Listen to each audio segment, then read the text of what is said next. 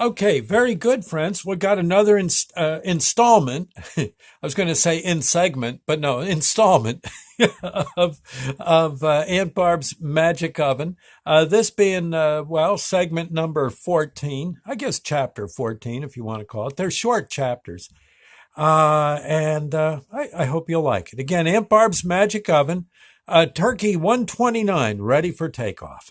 Yes. Okay. Well, here you go. I went into the kitchen. Aunt Barb and Grandma were both standing in front of the stove and staring at it. They kind of surveyed the kitchen, much like detectives might do when they first arrive at a crime scene. Barb grabbed Grandma's hand as the stove started to shake and vibrate. It looked like something out of a horror movie, like in The Exorcist. Yeah, the stove sure had my attention. I kept waiting for the flash and the blast. Suddenly, the stove stopped shaking, just like that. Barb asked me to open the oven door. Yeah, thanks a lot, Aunt Barb. I snuck up on the stove and inched my hand towards the door handle, almost like I was reaching for a big old snapping turtle. Gently, I pulled down the door and stepped back. By the way, just real quick, don't reach for snapping turtles. Okay, yeah. Best thing to do, you want to move a snapping turtle real quick, and then we'll continue. You get like a big hunk of rope, real strong rope, or a sheet knotted up. Yeah, and you put the sheet. You just you stay back from the snapping turtle. Stay back a good 3 or 4 feet, and you just throw the knotted sheet or the very heavy rope. Don't use clothesline. Okay, a heavy rope, like something you'd hold a ship, to dock with.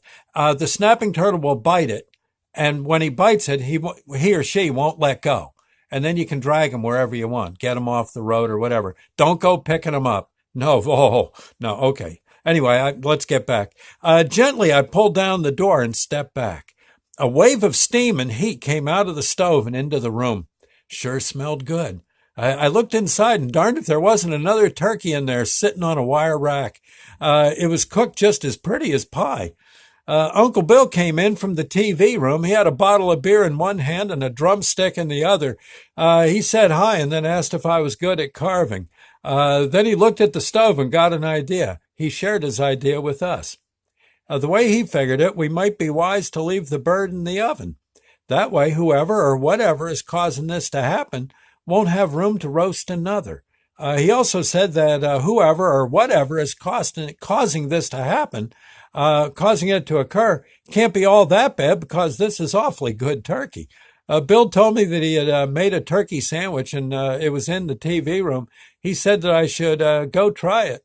He also had beer in the ice chest out on the back porch. He didn't have to ask me twice. I was on my way back from the porch with a beer and a very good sandwich when was almost at the door between the kitchen and the TV room when I heard Grandma and Barb yelling. Uncle Bill was yelling too. When I looked into the kitchen and saw what was happening, I actually considered screaming like a little girl myself. That fully cooked turkey was standing in the roasting pan. What was left of its neck was scanning the room. All of a sudden, the darn thing started flapping its wings. It took one quick jump and went airborne and started flapping around the kitchen. It headed for the top of the refrigerator and landed with a thud right next to the cookie jar. Yeah, as soon as it landed, the oven door slammed shut and you could feel the heat. Another bird was cooking for sure. We all just looked at each other. Our eyes went from the turkey on the top of the refrigerator back to the stove, and that had once again closed its door and was going up to temperature. Inside, we could hear turkey sizzling. Without thinking, I took a bite of the sandwich. It sure was a good turkey sandwich. That turkey was cooked by a pro. Well, there you go, friends. We'll do another segment tomorrow, okay? Hope you enjoyed.